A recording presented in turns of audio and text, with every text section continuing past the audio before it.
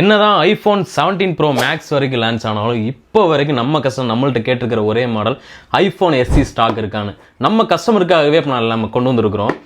A+ கேட்டகரியில் box கிட்டு charger எல்லாமே வந்துடும். சிங்கிள் ஸ்க்ராட்ச் கூட இருக்காது. நியூ ஃபோன் எப்படி வாங்கினீங்களோ அந்த கண்டிஷனில் இருக்கும்.